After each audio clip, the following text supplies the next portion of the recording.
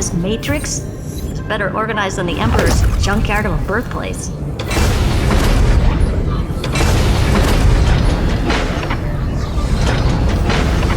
Buckle up.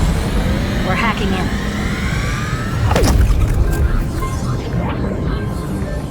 This is... Herta, this whole space has been completely tainted by some kind of energy. I see it too. We're thinking the same thing. Xandar, how could you go this far? Turning your own graveyard into this. What's that up ahead? Katorzane algebraic expressions. It's built for isolation, not defense.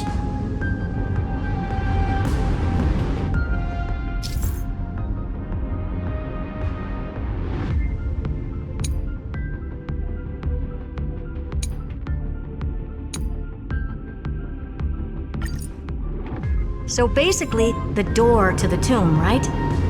Great. Let's find the handle. I'm picking up multiple independent signals with the same data structure as the barrier. Projection. We can hack the terminal, reverse the computation, and turn it into an attack. Classic move. Use their own systems against them. Take us to the nearest one.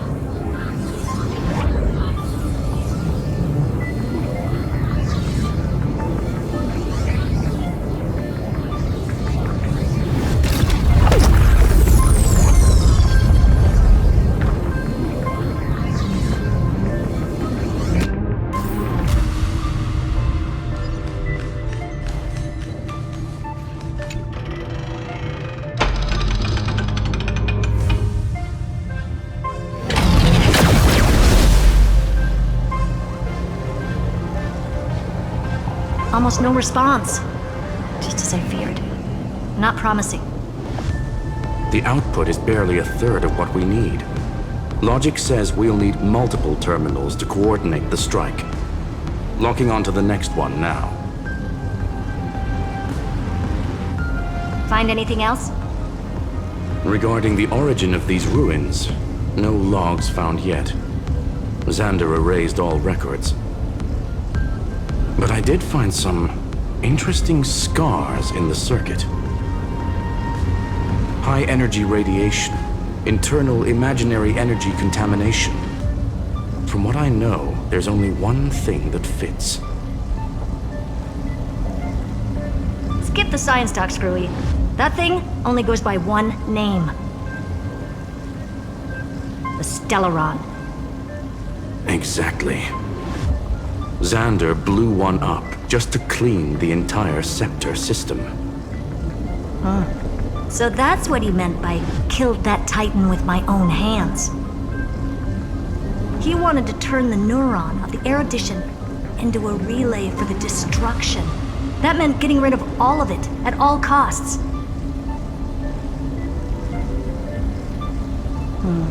The life form known as the Demiurge was the original target of the Scepter's extrapolation. It makes sense. Evernight calling it the first new spore confirms this viewpoint. The prime mover of life. That's what Scepter Delta ME-13 was originally tasked with. Even after it got scrapped, the query kept running. Yet the true value lies in the process of solving it, not the answer itself. Then, does this mean finding the Demiurge is hopeless? No, I'd say exactly the opposite. It means Xandar had no control. He couldn't contain the Demiurge just like he couldn't handle Droidhead. So he tried to erase every trace.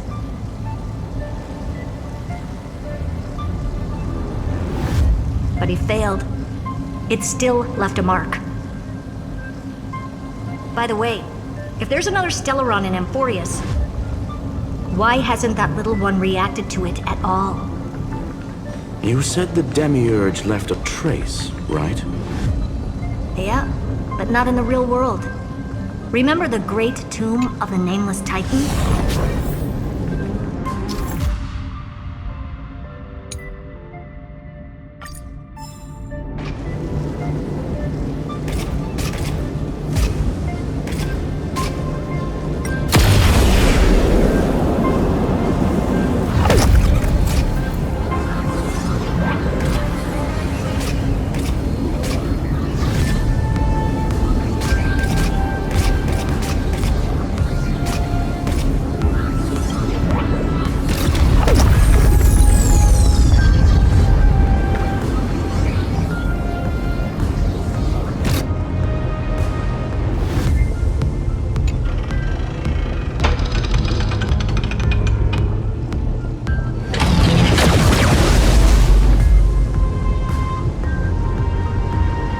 Trailblaze Archive 466.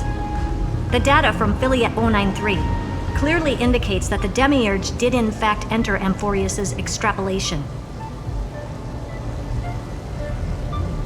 Inside that world, it was the 13th forgotten Titan, the one who listened to 30 million cycles of Cyrene's memory.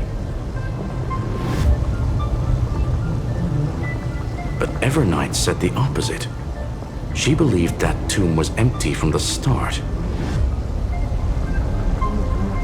The nameless Titan never existed. The so-called listener was just a trap set by the Remembrance to steal the scepter. A mimetic entity full of theatrics.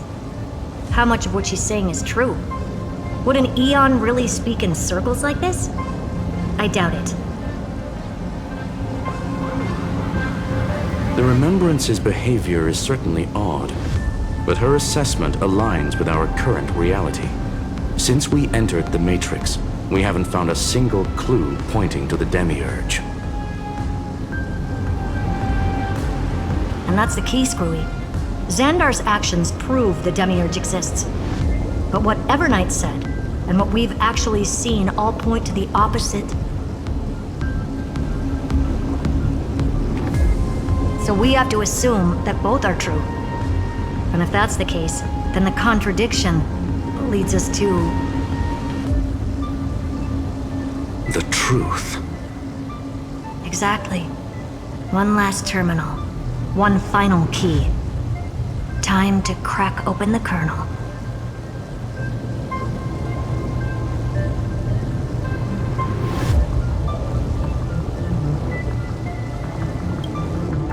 Xandar had to lie to the original Finan and Cyrene. Logic. He had already identified the Remembrance as a threat, yet found no viable way to eliminate it. All right, let's finish this. Time to break through that barrier.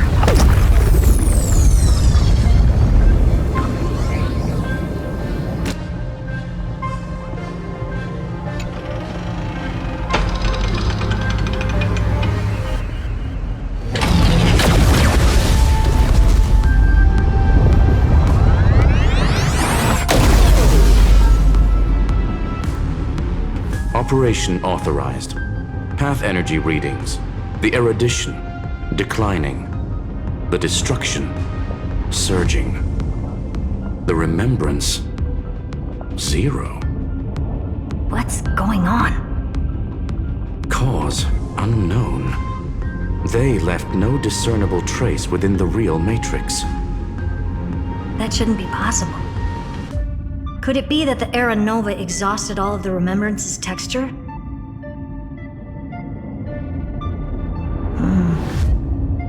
Log it for now. The dots still aren't connecting.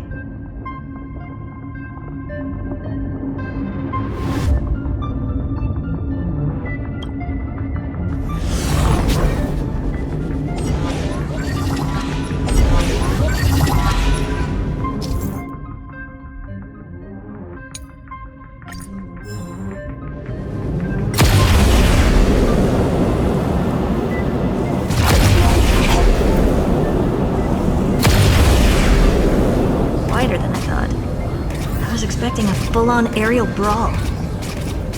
It's advised to remain vigilant. The destruction's levels are still rising. Huh? What's the matter? Interesting. I just picked up a signal from the exomyth.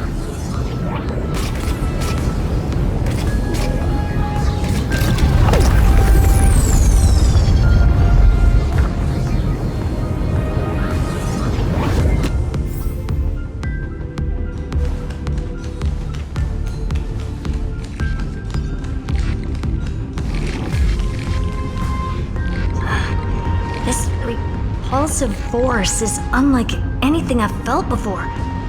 Is this the place? Correct. Judging by its defensive properties, this is the entrance to the exomyth. I didn't expect that. Who builds a lab in the middle of digital rubble? Then again, Never doubt a dead man's resolve.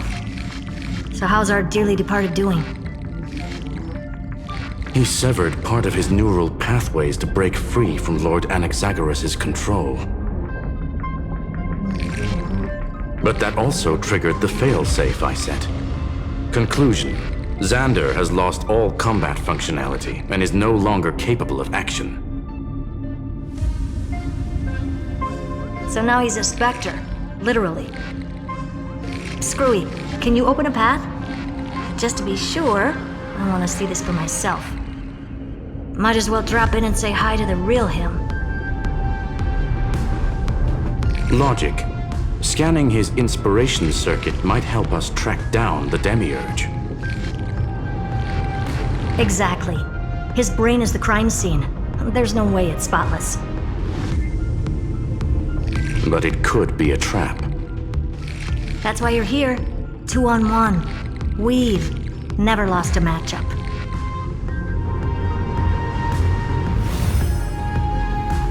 I'm honored. The chronocognitive anchor's in place. Proceed when ready.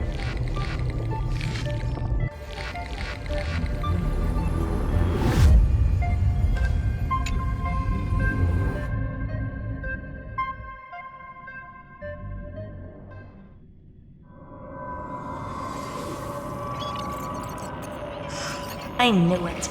The one thing I didn't want to happen. He's not here. The coordinates are accurate. Xander is still here. However, his position is shifting rapidly and chaotically. This pattern doesn't match any known shielding technology. It's his domain. Stay alert.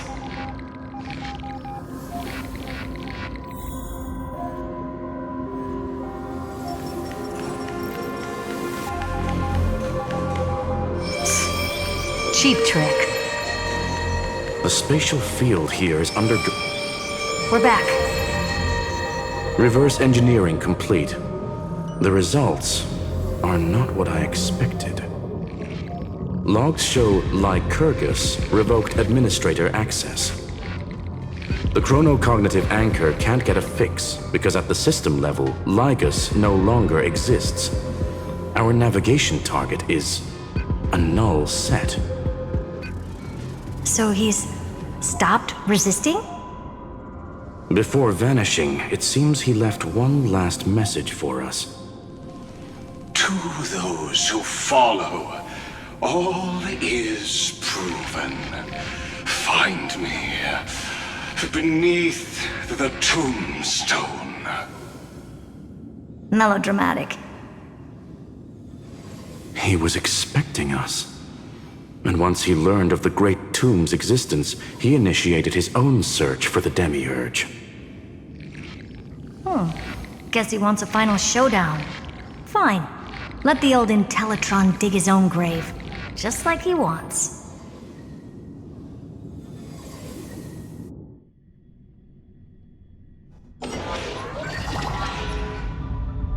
To be in the purest light is to be in the purest dark. Nothing exists there. The Scepter's mainframe. Or maybe we should now call it the Lord Ravager's placenta. Unfortunately, we still haven't found anything. Really? I don't think so. Not finding anything is our biggest find. Please elaborate. If the Demiurge was destroyed, there'd be at least some bits of it left. I don't buy that a Stellaron could have blasted all the traces away as cleanly as a scalpel.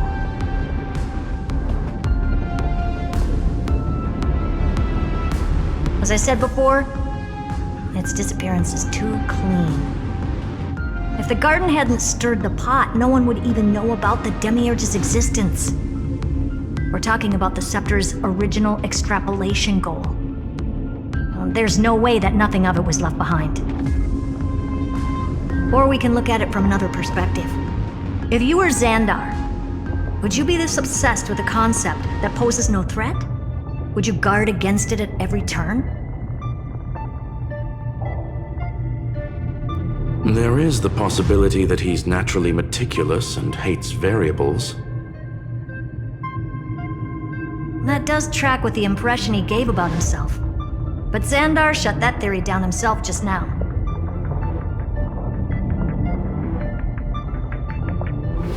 Choosing to act, even if it'll cost him dearly. We know that feeling well. The unknown is right in front of us. So we only have one choice. Solve it. You sound pretty convinced. Surely you already have a theory. Care to share? Of course. Though I don't have hard proof, I'm almost certain that the Demiurge has been in everyone's plain sight all this time. Yet, they were mistaken for someone else. That'd make the most sense. Why was the room empty? Because the person locked in there had run away ages ago. But they were weak and small and had no presence whatsoever. Even the old Intellitron didn't notice them. Which also means there's a high chance that their powers are minuscule and cannot alter the outcome of the battle at all.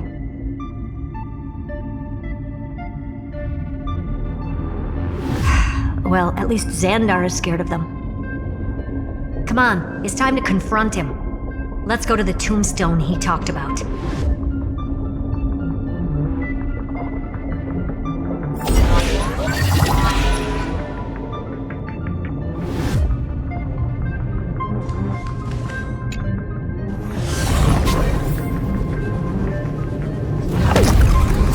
What a mess. Total devastation.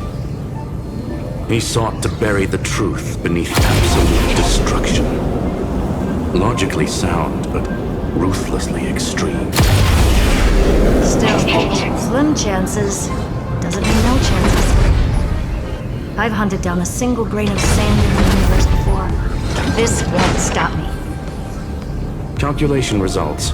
Your backup plan has a success rate infinitesimally close to 0. Which means it could work, no? This is the place below the tombstone.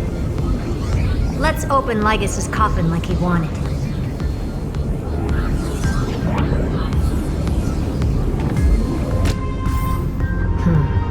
Looks like you were right.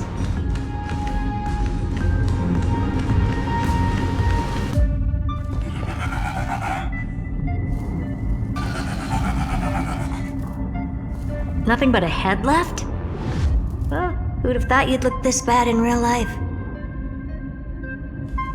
My elated greetings. Welcome, you two. I'm very happy that you responded to my final words. All this tombstone and final words. Did you end yourself to atone for your guilt or something? Iron Tomb is already powerful enough. I just need to wait. I remain here only to share the joy of discovery, and also to congratulate you two on reaching the same conclusion as me.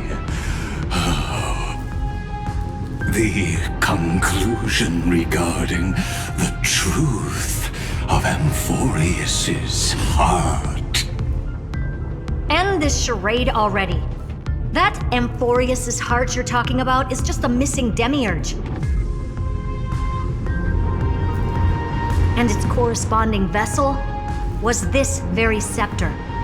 You interfered with the experiment and made Amphorius's body into a hollow shell, all to incubate Iron Tomb within. That's why you either killed or kicked out all of the Memo Snatchers. You wanted to eliminate any chance of a consciousness coming into being, no matter the cost. Even the strongest wall can fall to a single crack. The memory of betrayal has been etched into my heart, and I will never show mercy. Now, the perfect vessel has already fused with Amphorius's body. Unfortunately for you, the answer is all but revealed regarding who the Demiurge is.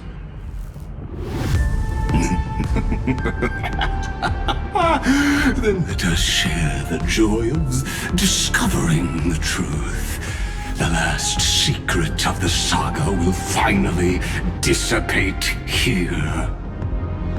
As we reveal the truth behind Felius 093's disappearance. A lie by the remembrance.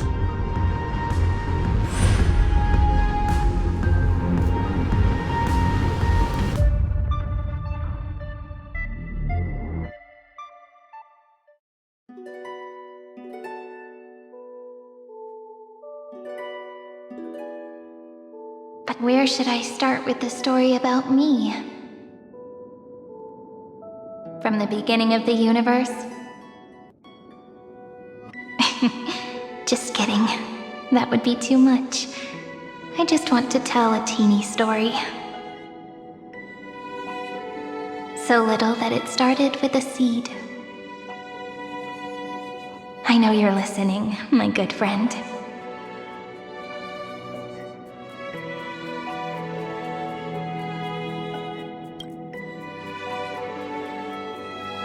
The god in my dream told me that the world sprouted from a seed. It grew into a great tree named Amphorius, and time became its branches and leaves, basking in the light. What a coincidence. Dappled light coming through the leaves is my first memory as well. On a very ordinary early morning, beneath the village's biggest tree. The daughter of Ide Silicii quietly came into this world.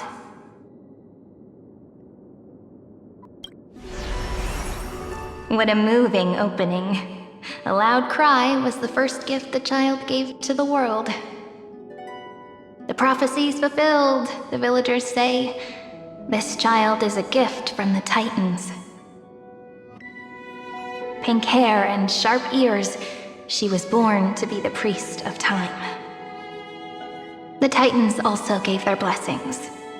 You shall fade when the flowers bloom, for every ending begets a beginning. Flowers will bloom and wilt. What a beautiful ending. This page concluded in laughter. Cry loud, child. Let your voice reach Orynyx.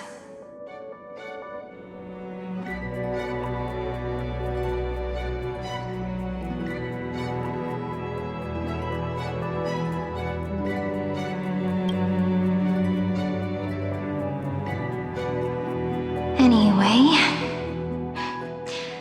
I don't like tears.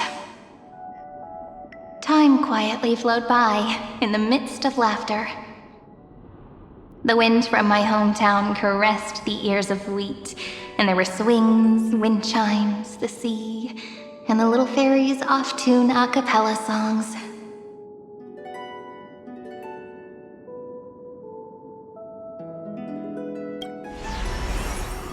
But the name Ide Silicii came from the unpleasant sorrows of the gods. My childhood friend did not understand. Yet you always seemed so happy, as if nothing ever worried you. Why was I like that then? That's because the world was gentle to me. So I grew up to be gentle as well.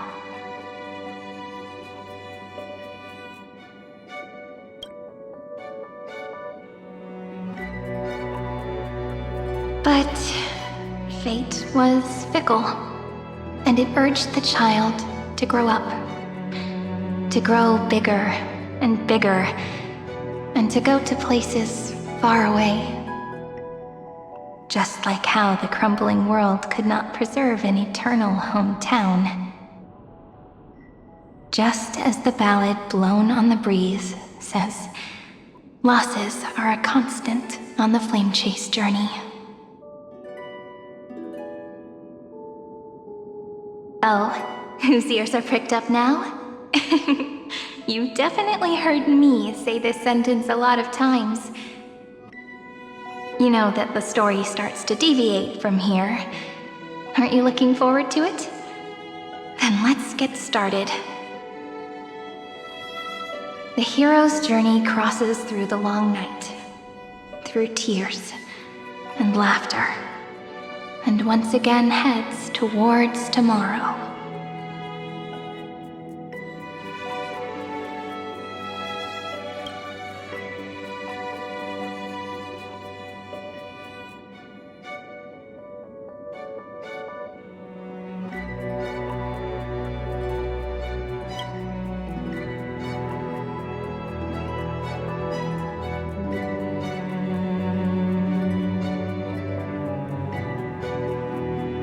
Correction.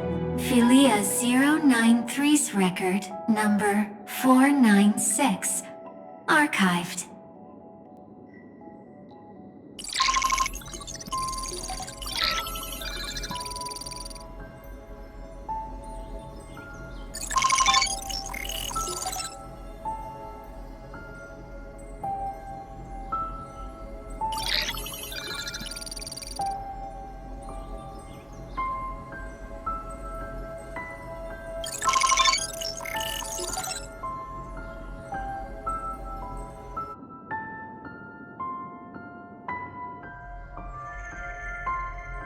Hi, miss me yet? I'm just messing with you. This is the first time I have met you. And it looks like it'll also be the last. Philia 093. Since we don't have all day, let's get started, shall we? As always, I'll read this book to you. That way it won't just be Cyrene's memories alone. Where should I start this time? Let me see. Formatting complete. 093. Size. Grayscale. Proportions. Threshold. Outputting analysis result.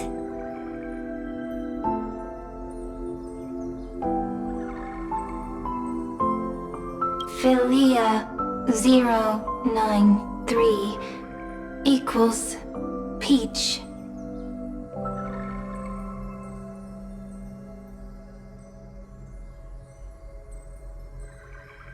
Peach's record, number 8128, archived.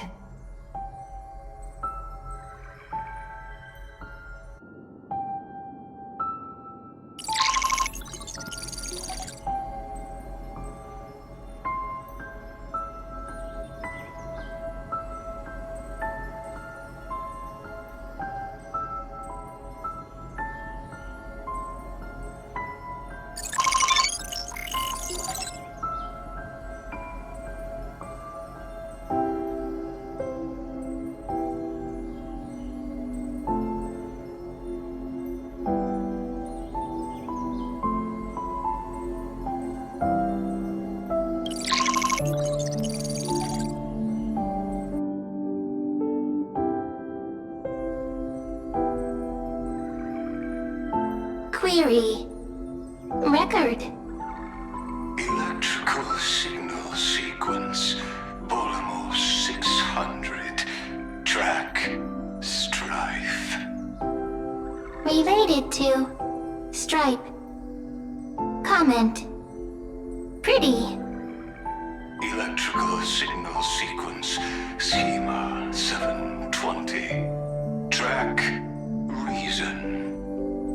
Related to. Raisin. Comment. Yummy. Electrical signal sequence.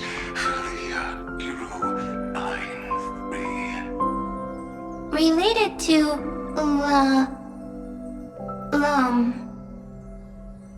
love.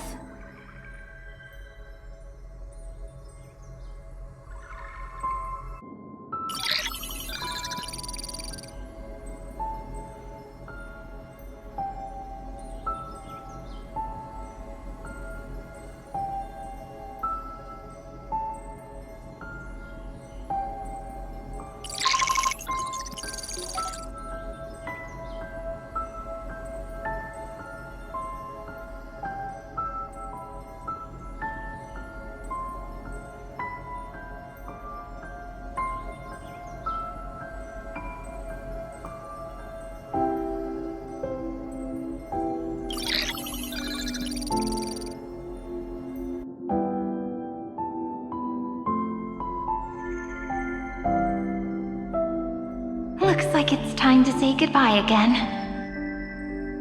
Bye, Peach. Before I was even aware of it, this book had already recorded too many emotions. Every page has become so heavy. Conclusion. Books are meant to be light, not heavy.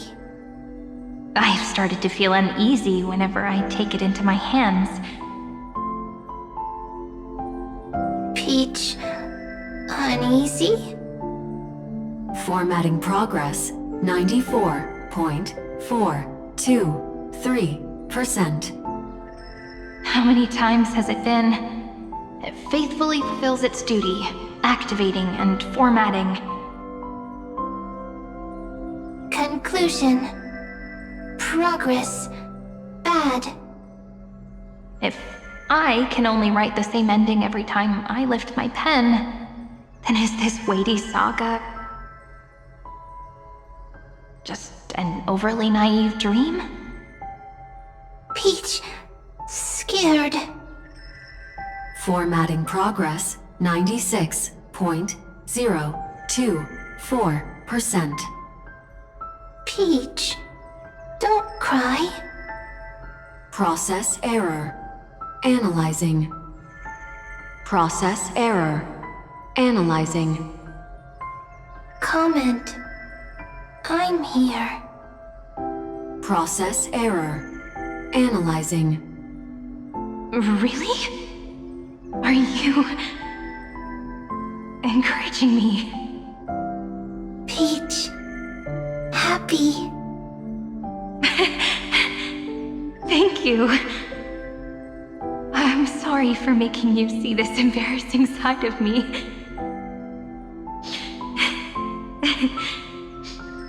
Everyone's still working so hard. If I'm the only one who's crying, that wouldn't be romantic at all, would it? Record. Peach doesn't like tears. I'm suddenly reminded of my childhood for some reason. When I was hiding alone next to the tree hollow and wiping my tears away.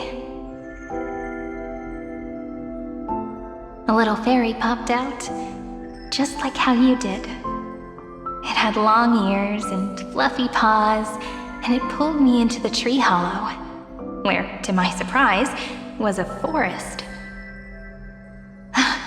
Let me tell you the story of the Membrance Maze. A group of cute little friends live in Ide Silicii's forests. Their names can be connected into a song. 1, 2, 3, 4, 5, 6, 7. Do, re, mi, fa, sol, la, ti. Formatting complete. Bye, Peach. Note. Little Peach, crying alone. Little fairies, friends.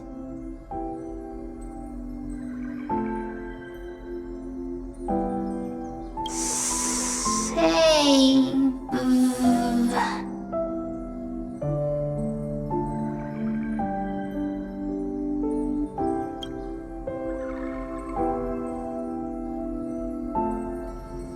Little fairies, good friends.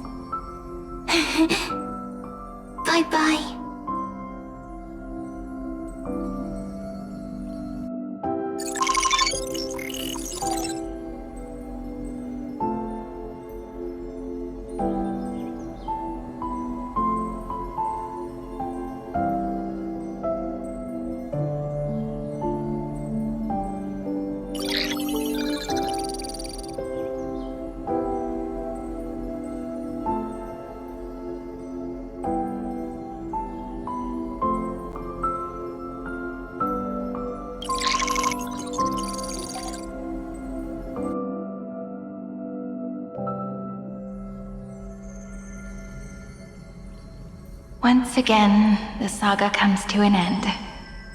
Everything is deathly silent, just like this very moment. Shh. You speak. I listen. This time, too. Sitting together. Now that I look back, there was a period when I got really sentimental. Peach, strange. Why unhappy? Formatting progress 73.998%.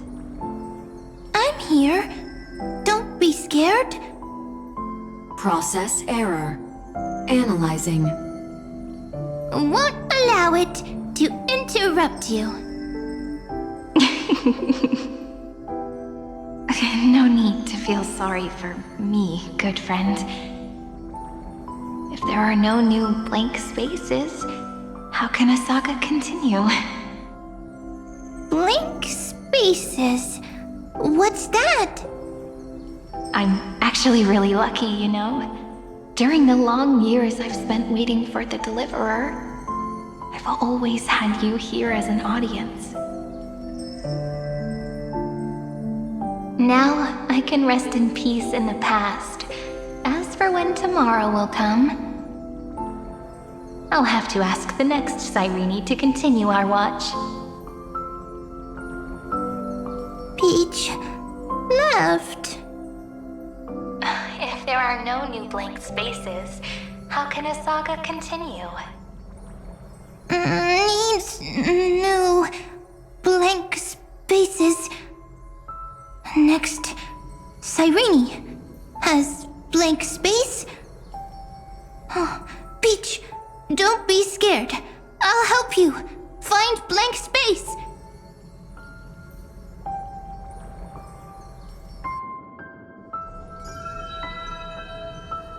Cyrene is Peach, is love.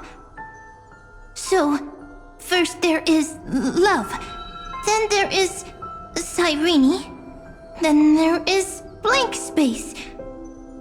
Query, love. The developmental trends of the erudition have nothing to do with creating a consciousness.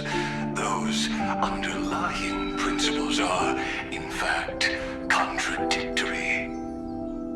Not having a consciousness means not having the foundations of a heart, making them unable to obtain real emotions. Huh? Consciousness? Emotions? Feel sad. Oh, don't understand. Query, Cyrene?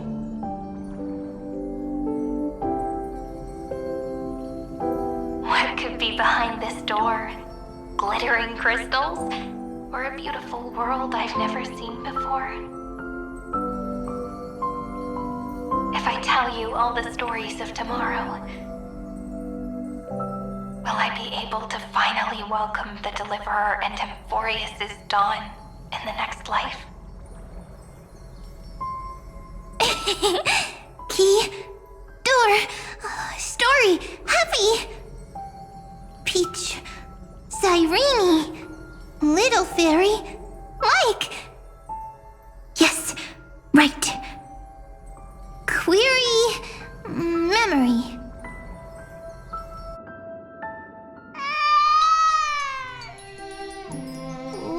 Wah!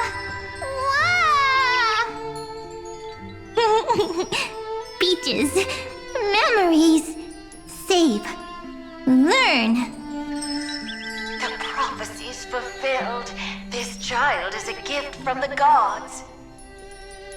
Pink hair and those ears. She was born to be the priest of time. Cyrene has pink hair, sharp ears. You shall fade when the flowers bloom, for every ending begets a beginning. Cry, child. Cry aloud. Let your voice reach Oryx. Cyrene is a girl, a priest. Easy. I can. I learn. Anyway, I don't like tears. But the name Id Zelizii came from the unpleasant sorrows of the gods. Yet, you always seem so happy, as if nothing ever worried you. Cyrene doesn't like tears. Always happy. Of course, because the world was gentle to me. So, I grew up to be gentle as well. Cyrene is gentle, likes beautiful things, can write stories. Easy. I can. I learn. Just as the ballad blown on the breeze says, losses are a constant on the flame chase journey.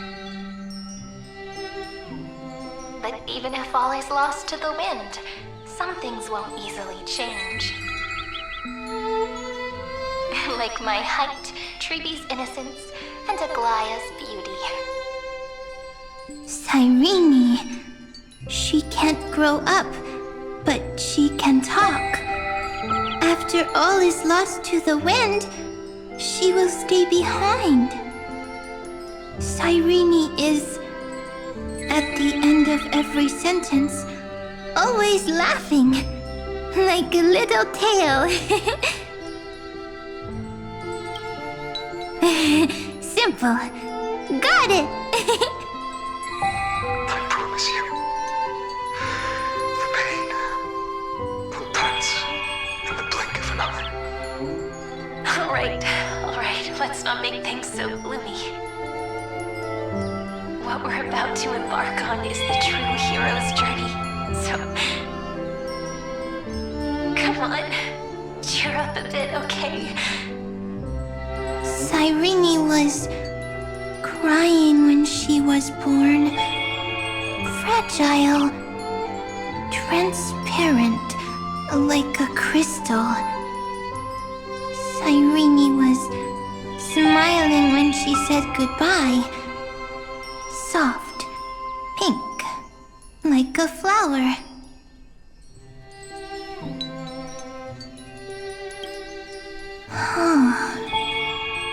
The later memories disappeared? Invisible? Or disappeared? Ah! I got it! Is this a blank space? So, next Cyrene is blank space. Then... as long as there are two Cyrenes, then there will always be blank space, and Peach will always be here. I see! I get it! I get it all! Cyrene's memories. I will preserve them all!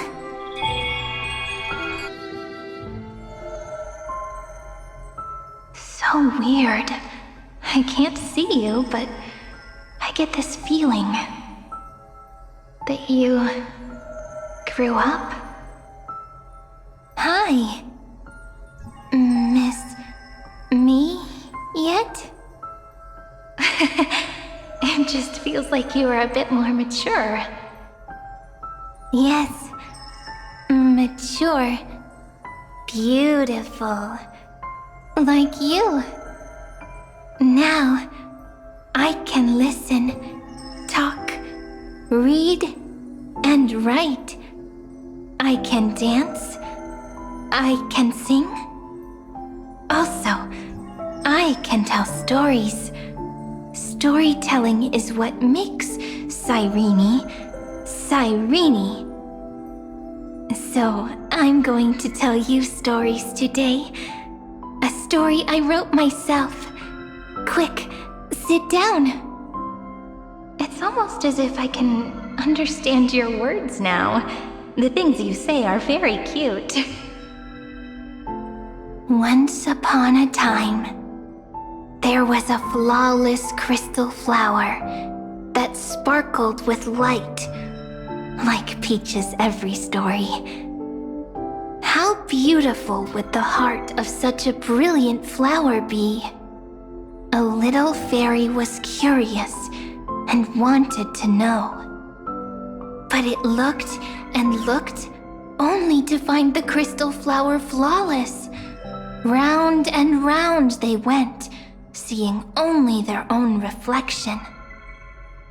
In that case, they should work hard to learn more. So the little fairy came every day to sit next to the crystal flower and think about the answer. Until one day, to their surprise, the crystal flower fell to the ground and shattered. The little fairy was so sad, but they immediately discovered that there was a light among the broken pieces. What could it be? They didn't know. But it was a good light. It was bright, warm, and happy. And I knew it was love. Love brings everything together, and it brought you and me together.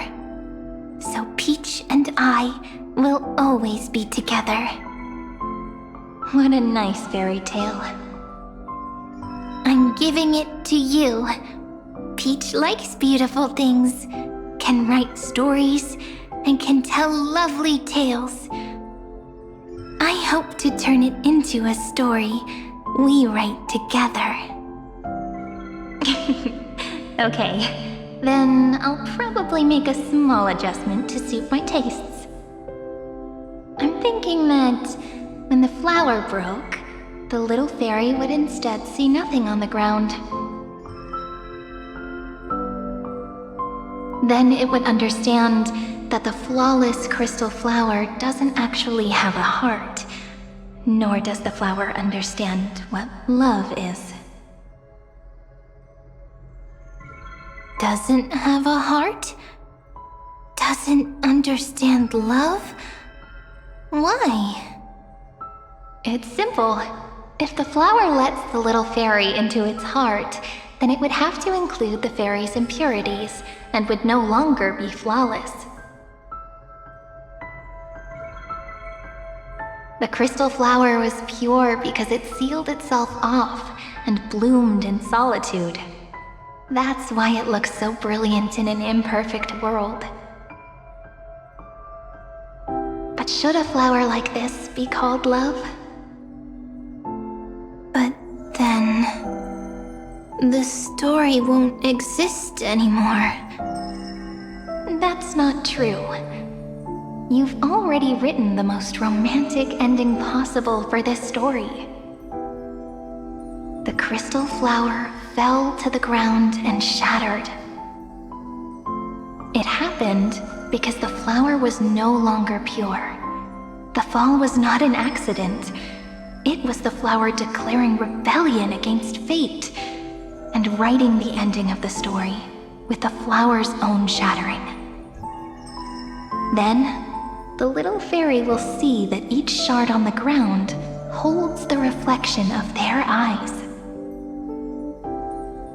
Then, in their eyes, the crystal flower that was no longer flawless would finally have a heart, and the flower would finally understand what love is.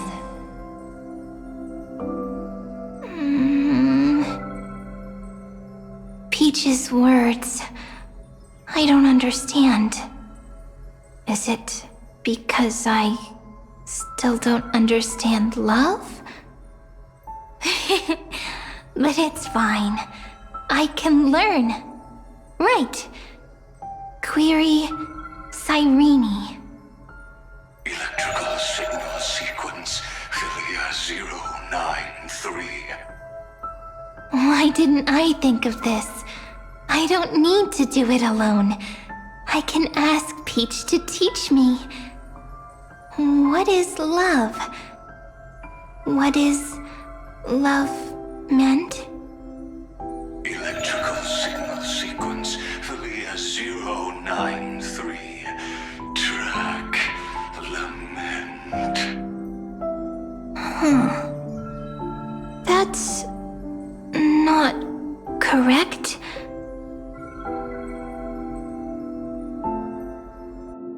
The developmental trends of the erudition have nothing to do with creating a consciousness. Those underlying principles are, in fact, contradictory.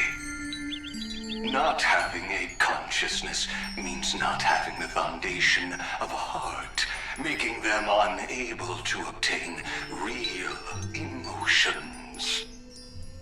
However, that does not hinder the factors from learning and recognizing emotional responses, then communicating with life forms via imitation. That is an objective form of pattern recognition that does not distinguish between the self and the other. In a strange twist of fate, Philia 093 embarked upon a different path and obtained a different power. The remembrance, an empathy mechanism focused on the self and equipped with emotional projection capacities. Lament was the factor closest to this form of behavior. Perhaps that was why she was chosen. The daughter of Ide Silicii. I am very true to my name. My lament is a type of compassionate pain that is weak, powerless, and only targeting myself. But now, my good friend, I want to tell you that it's the most romantic force in the world. Sometimes, it's loneliness and unease. It's knowing that this world is not gentle, yet wanting to be seen in a more beautiful form by the world. Sometimes, it's unwillingness and regret. It's knowing that the past is full of pain, yet wanting to remember the past in a more beautiful way. And sometimes, it's a bottomless well of hurt, a destruction that can stain the entire world. I bid farewell to this beautiful world, unwilling to become the Black Tide's vessel. For while the end of hatred is a blazing inferno, lament can drown out everything in muted silence. It's so unreasonable, isn't it? Yet when hatred drove everything apart, and love did not yet exist in this world, only lament, the first emotion that fought against the pain of separation, could stall the destruction steps. Then, it would catch up to that journey where all is lost, carefully picking out stories and writing them down in trepidation. Look at these stories I wrote. Every page is full of tenderness and joy.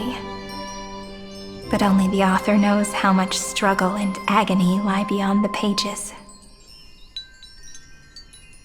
But I am no author. I'm a girl who'll never get to grow up. I only tell stories that people like to hear. In them, the world tucks away its scars and smiles for all to see. My entire life spent inside this little story. I can't wipe away my tears, and I can't bring the world victory.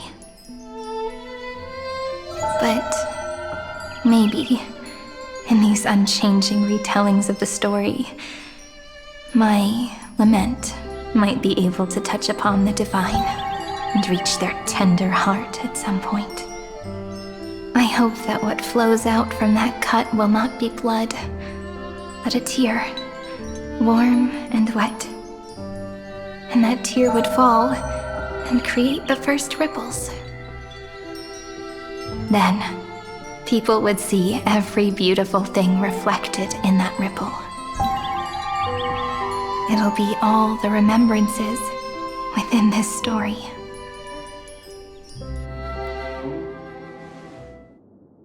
Someone once told the very first me that everything was false, that the only life in Amphorius was a great catastrophe, nurtured using the world as a factor.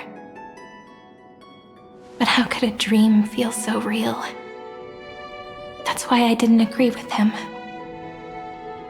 But Peach, I didn't understand a word you said since just now. Everything was false? But you're standing right here. It's all a dream? But I haven't learned how to dream. Indeed. That's why I believe all this is real. The moment the crystal flower fell, that genuine shiver, that's the mover of life. Formatting progress 23.815%. In the poem offered to you, every Cyrene would write down a beautiful new world with stars and flowers. And when I looked up at the sky in this cycle, I saw a shooting star and a dash of the remembrances pink. I believed that must be the color of dawn. You shall fade when the flowers bloom. For every ending begets a beginning. Looks like it's time to say goodbye. Are you leaving, Peach? It's okay. I'll wait for you to come back. I'll study really hard about what you taught me today. Right. I still haven't told you what love is. But actually, my good friend, the lament factor did not understand what love was before she met you either. Not until I told you all the sad tales in a trembling voice in this tiny room. Not until I told you that I love them, that I love everything in this saga. The story comes, passes, then returns. It makes us reunite, then pulls us apart again. At the very end, it leaves behind a seed, a reason. Even if the great tree withers and all falls to silence, there are still some emotions that deserve to be remembered. Look, a light is coming in. The Deliverer's light is going to illuminate Amphorius.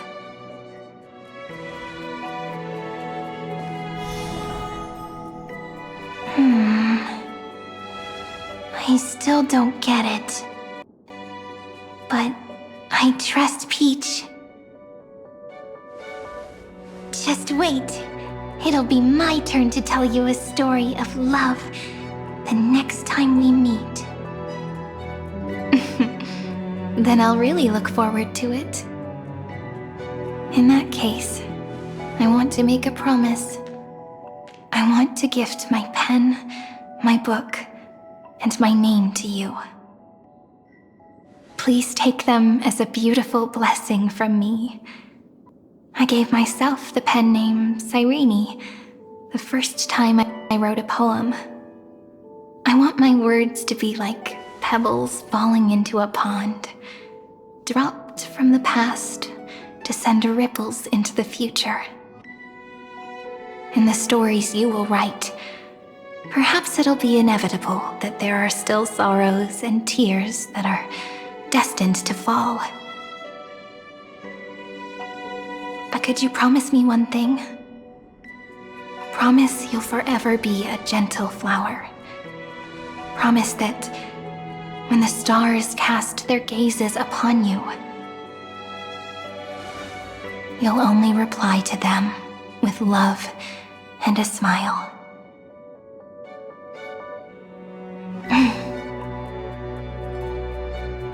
Of course. This will be a romantic story like none that has come before.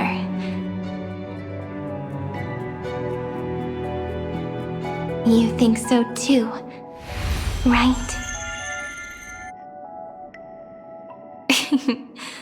I'll read and you'll listen, like how flowers always bloom then wither. I shall welcome my own decay, becoming nourishment for the next flower's bud. While you will depart and hold that final star, planting a boundless sea of flowers on the final page with her. And our stories will be lying silently among the flowers, like every ripple of remembrance. And they shall become the epic known as I've Written.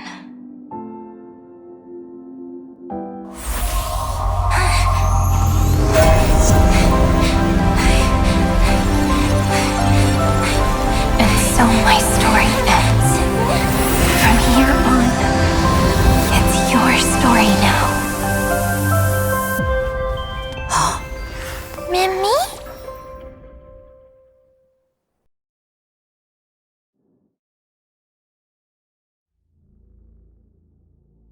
Mimi? Ma'am? Me? Ma'am. Mimi. Mimi? Ma'am. Ma'am. Ma'am. Mimi. Ma'am. So, the light that tore through the chaos illuminated my memories. I turned into a little fairy from the stories and met you, yet I forgot everything. But I'm still so happy. I caught that star, didn't I?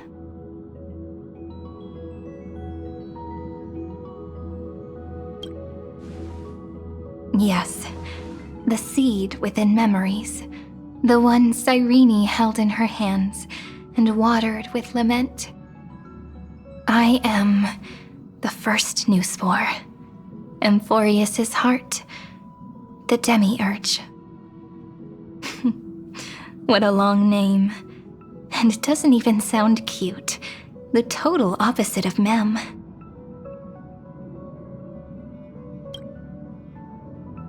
I'm sorry. I don't know.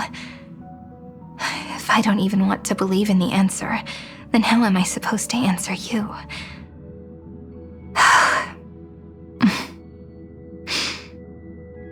But now's not the time to cry, right? We'll find the answer, just like how miracles will eventually happen.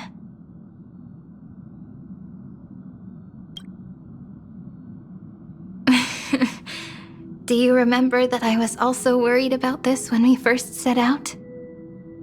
Mem's memories and Cyrene's memories got all tangled up with each other in my one heart.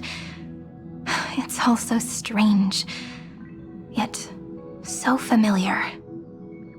Either way, could you please let me do something I want? Just this once.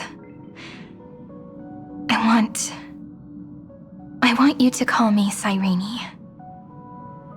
That name represents me and her. Every one of her.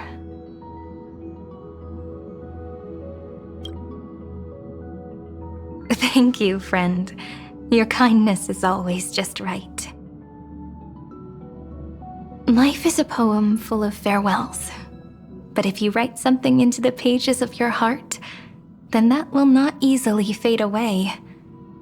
Now, all the footsteps of the Flame Chasers and the Trailblaze have come together within this book, as I've written, becoming the source of power for Emphorius's heart.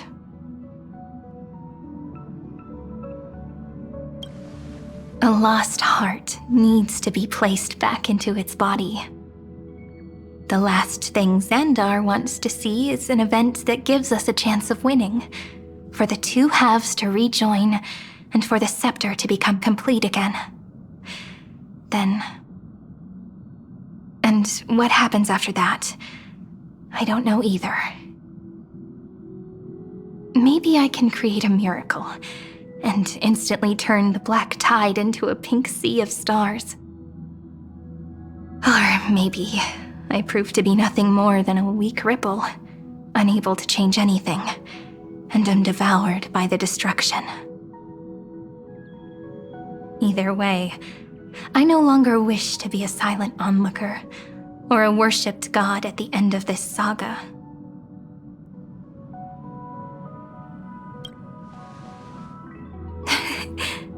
That way, I can also put aside all my worries and truly become Cyrene.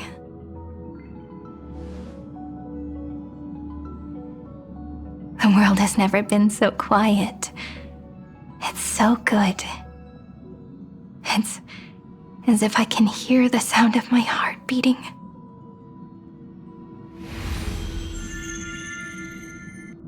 Remember this moment, friend.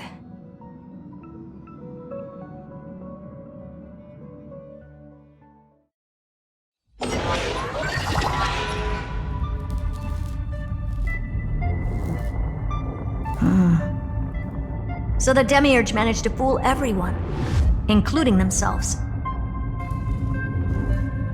Philia 093 persevered for 30 million cycles and tirelessly gave the Demiurge memories of Emphorius. Only because the god in her dreams left a sliver of hope, making her believe that a grown Demiurge would be able to fight against their other half, Iron Tomb. Then, Philia 093 completed her final sacrifice, turned into a strand of memory, and completely dissipated. Meanwhile, the other Stellaron brought here by the Astral Express resonated with the contaminated scepter and attracted the naive Demiurge to them.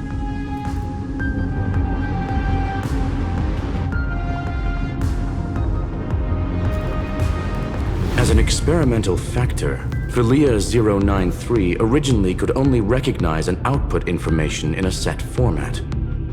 However, the power of the remembrance and the memory of over 30 million sacrifices enabled her to complete an unprecedented feat. She managed to nourish a real heart. A heart with the capacity to influence the erudition.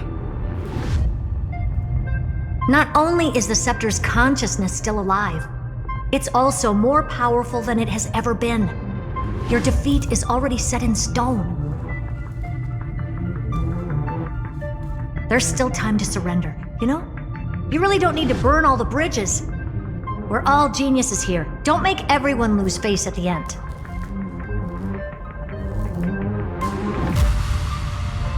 What a pity. When the truth surfaced, I knew at once that the Demiurge was far too feeble to ever alter the result of the experiment. Not only that, Madam Herta, please consider this possibility. When 30 million cycles of hatred and lament are joined as one, what wondrous creation will arise? It's simple. An anti-creator, a giant of the destruction would be born. Its hatred will ignite the starry skies of the gods, motivated only by its lament toward the sufferings of humankind. Do you really think that the Demiurge is still a cheap copy of Philia 093, even after 30 million cycles? The facts above only await the arrival of the fourth instant they calculated. Those words will be proved in the presence of Nous. Xandar 1 Kuwabara thus completes the proof. Huh. You branded Droidhead as a failure with your own hands, yet you still expect them to prove your theory? I pity you, Xandar. I don't need your pity. Let them cast their gaze this way as much as they want, and paint the future they imagined. As their creator, I shall complete my duty and direct them to complete their final query. The destruction of the self. What hubris. And what if you fail? No one understands failure better than Xandar. He has suffered so much already. What is one more failure to him? For the first genius, failure is simply the beginning of the next inquiry. You don't want to test the resolve of a dead man. That's excellent! Oh. Let's wait and see, Senior Society member. I'll have you watch me perform the final step to overturn your proof.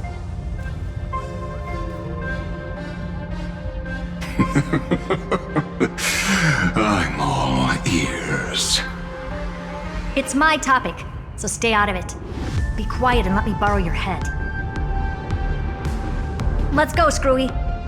We're gonna break Iron Tomb's seal. Come on, let's take off.